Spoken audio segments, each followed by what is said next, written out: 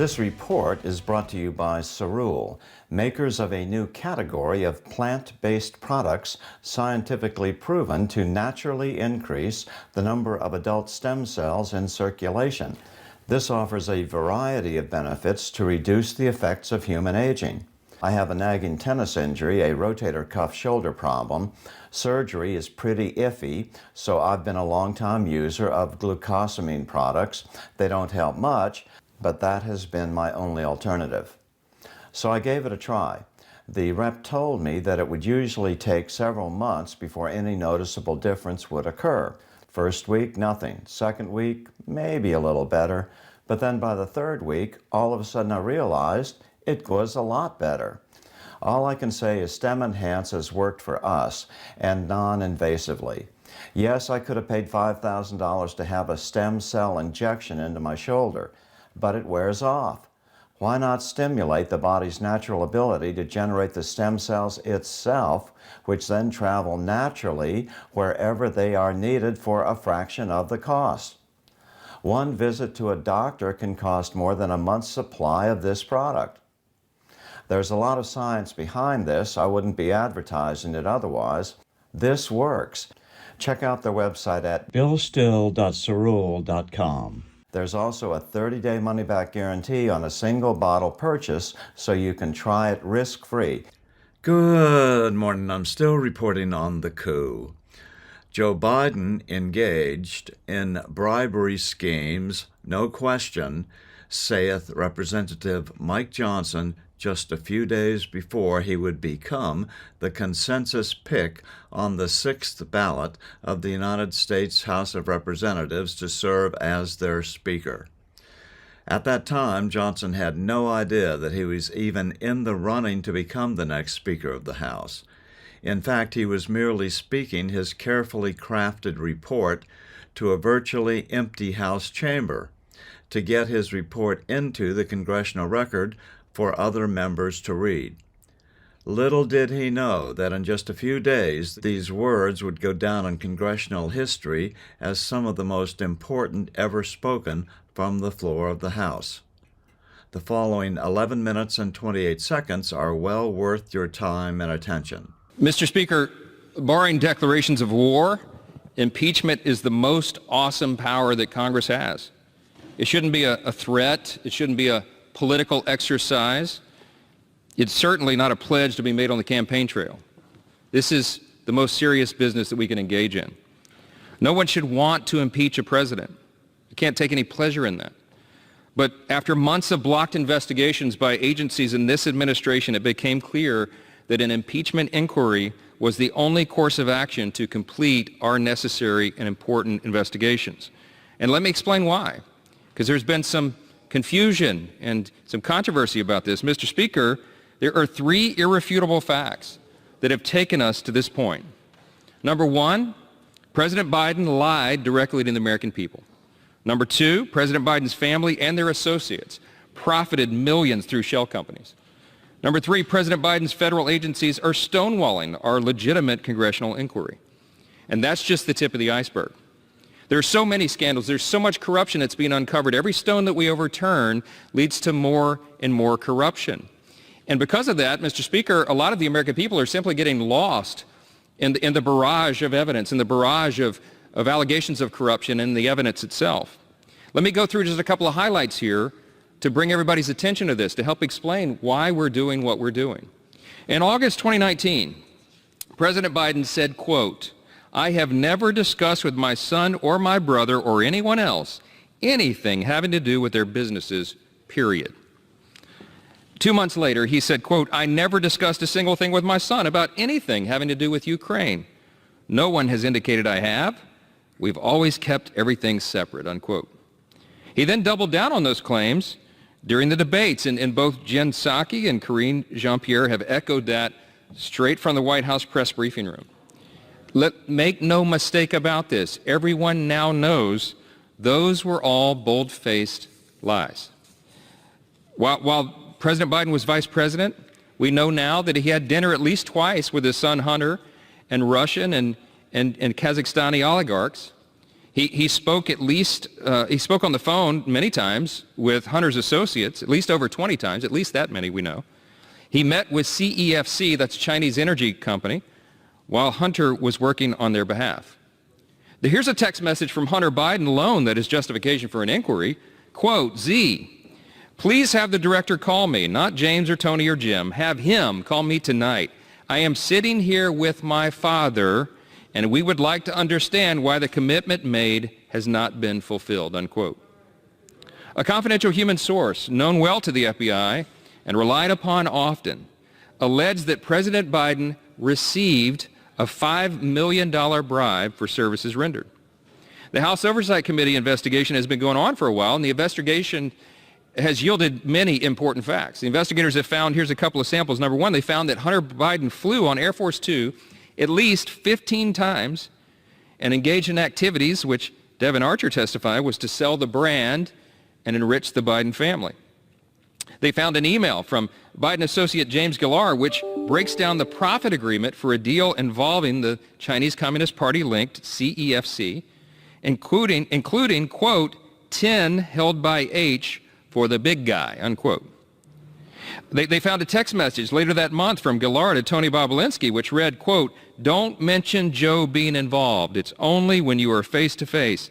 I know that you know that, but they are paranoid, unquote.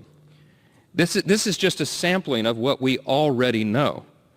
Now, this impeachment inquiry will offer House investigators greater subpoena authority to receive information from evasive federal agencies. See, we have been impeded in the collection of all this evidence because the federal agencies under the executive branch are openly, aggressively trying to protect the president.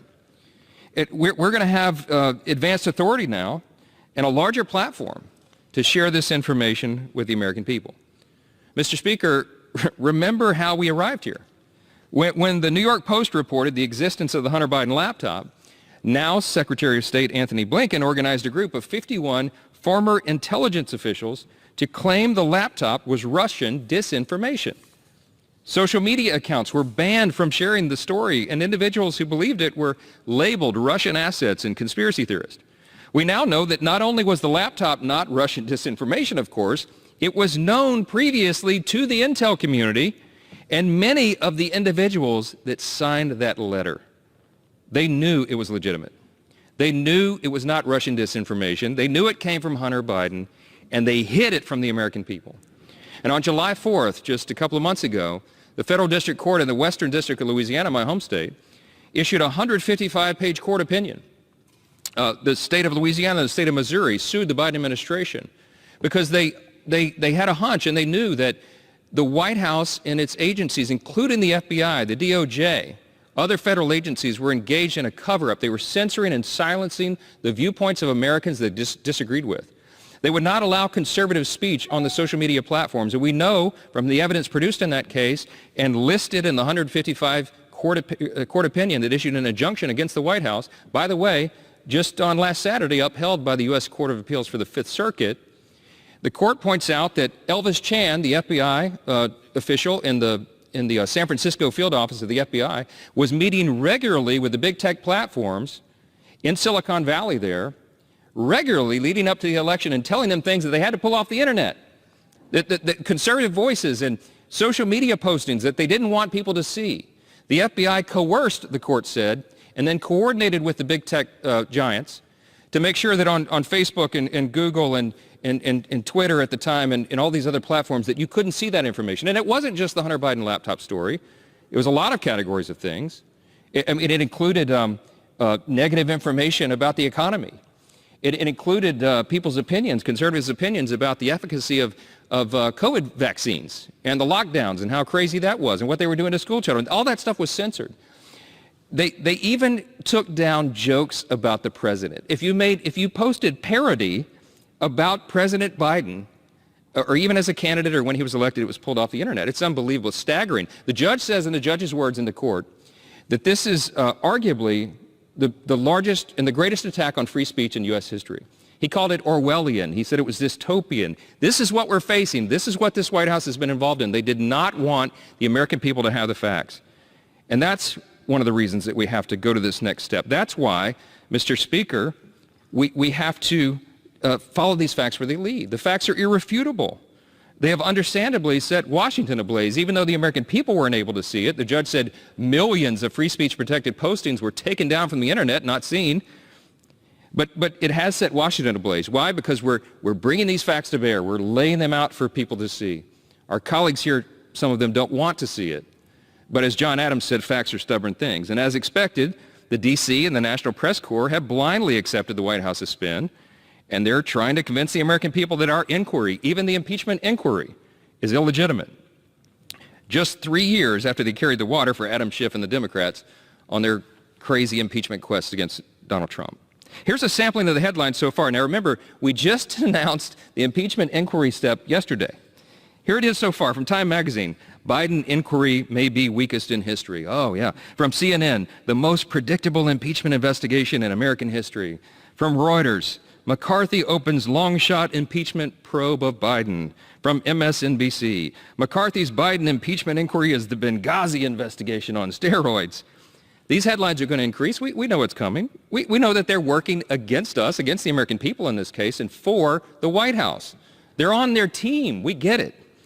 CNN is reporting this week that the White House is urging news executives to ramp up scrutiny of our investigation. In fact, now there's a memo going around they sent to all the big news agencies. As if weaponizing the federal agencies wasn't enough, President Biden is now publicly directing the free press to play defense for him. And you know what? They're willingly going along with it. Mr. Speaker, why? I'm just going to ask this question. It's a rhetorical one. Nobody can answer it here, of course, but we're trying to seek the answers to this. I think we know. Why? If there was no impropriety, why wouldn't the president provide congressional investigators with all the information we've requested? What do they have to hide? The president could make the short trip from 1600 Pennsylvania tomorrow. He could sit down with our committees. He could clear his name. We could do that behind closed doors. We could do it very discreetly with all the protection he needs. In fact, we'd welcome it. I mean, let this be an open invitation to President Biden. I know the White House is recording all this. They're watching what we do here. Here's the open invitation. President Biden, Secretary Blinken, any of the Biden family members and associates, or anyone who seeks to clear their name. Anybody involved in this investigation at all, you can come right here. You are welcome here in Congress to our committees. We on the House Judiciary Committee, House Oversight Committee, Weaponization Committee, the Ways and Means Committee, any of them. Pick your committee, and we'll bring you in, and you can clear your name.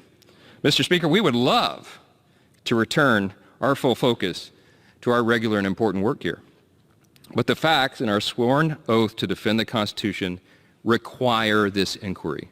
And I'll close this with this, and I'm going to bring up a couple of my colleagues who will share their thoughts as well. But remember that Article 1, Section 2 of the Constitution itself expressly states that the sole power of impeachment belongs here to this House.